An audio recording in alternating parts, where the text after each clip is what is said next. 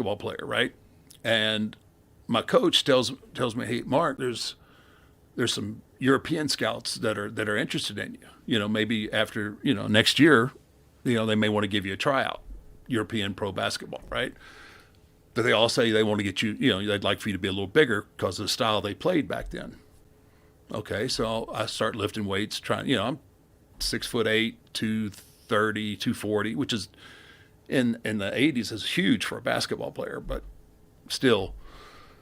So I start training. The European League, were they just more physical? Yeah. It was like Rick Mahorn and Bill Lambier, on the gas. They were just, and so I start training, and I'm trying to, put on size and strength. And I met this guy in the gym who was like, every day I'd come in, he goes, man, I'm gonna go and I'm gonna get into this wrestling. Why don't you do wrestling with me? I was a big wrestling fan as a kid. But as I got into, basketball and football and everything else, I kind of drifted away.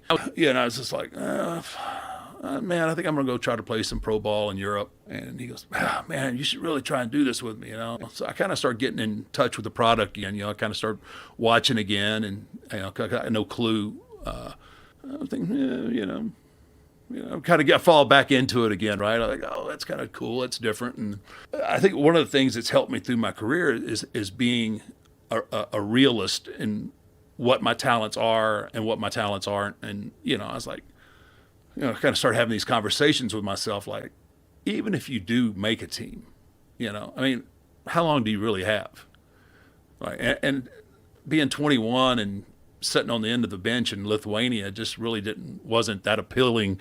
Yeah. Of I'm trying to weigh it up against what I'm seeing on TV. Right. And I'm like, because you got the Von Erichs and you got Rogan, and I'm like, well, shit, these guys are huge household names, So I'm thinking, maybe I ought to give it a try. So we find this guy by the name of Buzz Sawyer to train us, right? And I got to come up with $2,000, and I ain't got a pot or a window to throw it out of, right? So I get my oldest brother, to co-sign a loan, hawk everything I own, and come up with $2,000 to pay Buzz Sawyer to train me to wrestle. Show up to his house, first morning of training, right? And Buzz was a good amateur, really good amateur, and show up at his house, knocking on the door. There's about 10 of us standing out in the fucking front yard, knocking on the door. Finally, fucking door swings open. What the fuck you want, right? And he's standing there butt ass naked. Woke him up out of a he's just standing there naked, and everybody's like, "We're here to train." And he goes, fuck, is that today? Yeah, and so he gets another guy that was staying there with him. His name was Perry Jackson, who I'm friends with to this day. He says, go out there and warm them up, right? So he goes out there, and we run and do everything they can do to blow us up and run us off, right? Totally gassed out, about 2 hours, just nothing but cardio shit, right? Finally, Buzz comes out. All right, everybody line up. All right, everybody get down, amateur position, right? So, everybody gets down. Fucking, he just stretches the shit out of everybody, right? Like cross-faced, just fucking, chicken wing, and just hooking everybody and rolling them around in his front yard, right? And that was it, right? Then he goes in the house. So y'all come back, a couple other days. So this goes on for weeks. And like every time I show up, there's like one less guy that shows up. They just like fucking, until I was the last one there. So I'm the last one there. I knock on the door. Fuck. He never answers, right? So I start peering in the windows. Fucking all the furniture's gone. Everything's gone. He's gone. He's gone to a different territory to work. He just left, right?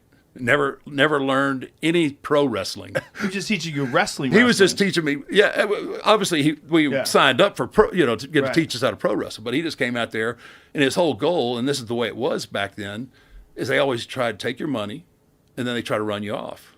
And, most of those guys in that era were all shooters. They were all good amateurs. Right. And that was what they would do. They would take your money. Then they'd hurt you, twist you, try and get you to quit. And they got your money, and they didn't have to worry about it. You go from there. So, I lived in my car for a little bit, bounced in bars, collected a little money here and there. I just did whatever I could just to, keep eating and keep training and did what I could. And I knew, so the Von Erichs ran Dallas. That was their hub, world class championship wrestling.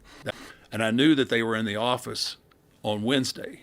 Like they would come in there and book the cards, and the guys would come in, get their paychecks and shit on Wednesday.